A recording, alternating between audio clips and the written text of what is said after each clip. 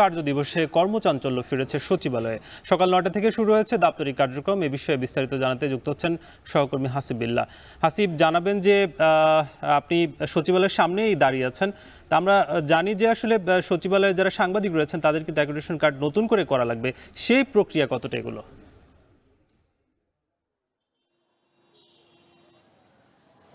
সাকিব, সাংবাদিকদের প্রবেশের জন্য যে অ্যাক্রেডিটেশন কার্ড সেটি নিরাপত্তার স্বার্থে বাতিল করা হয়েছে এবং নতুন করে পাস সংগ্রহের জন্য বলা হয়েছে, কিন্তু এখন পর্যন্ত বা আজকে এই পাস সংগ্রহের কার্যক্রম শুরু হয়নি।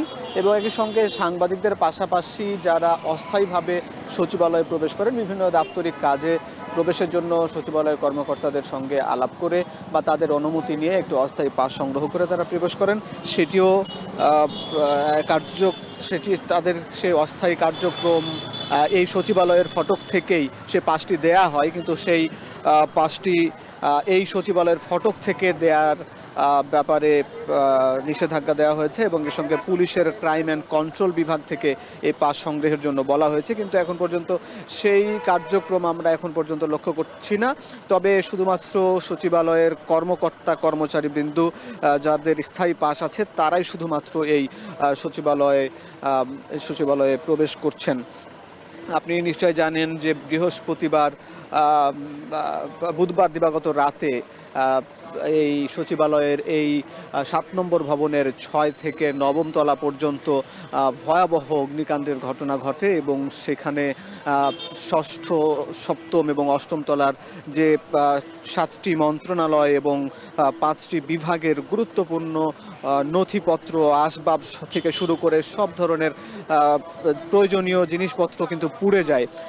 এর কারণে একটি তদন্ত কমিটি গঠন করা হয়েছে, যে তদন্ত কমিটির আজকে 3 দিনের মধ্যে একটি প্রাথমিক প্রতিবেদন দেওয়ার কথা রয়েছে। এই কমিটির আজকে 3য় দিবস, অর্থাৎ আজকে তদন্ত করে আগামীকালের মধ্যে তারা একটি প্রাথমিক প্রতিবেদন দিবেন এবং 10 কার্যদিবসের মধ্যে চূড়ান্ত প্রতিবেদন দিবেন। গতকালকেও তারা বিকেলে স্বরাষ্ট্র মন্ত্রণালয়ের অধীনে একটি বৈঠক হয়েছে, সেখানে প্রায় 1 থেকে 1.5 ঘন্টা ব্যাপী বৈঠক হয়েছে।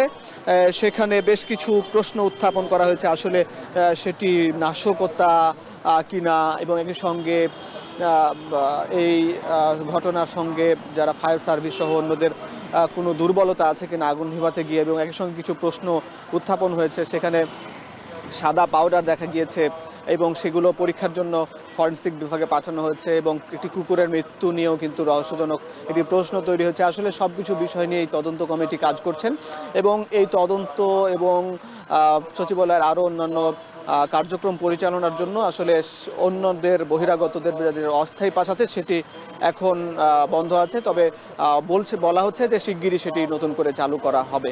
এই ছিল সচিবালয় থেকে নাজমুস সাকিব। হাসিব, ধন্যবাদ আপনাকে। সচিবালয় থেকে হাসিব বিল্লাহ আমাদের সঙ্গে যুক্ত হয়েছিলেন, তিনি জানাচ্ছিলেন যে সচিবালয়ে আজকের কার্যক্রম সম্পর্কে।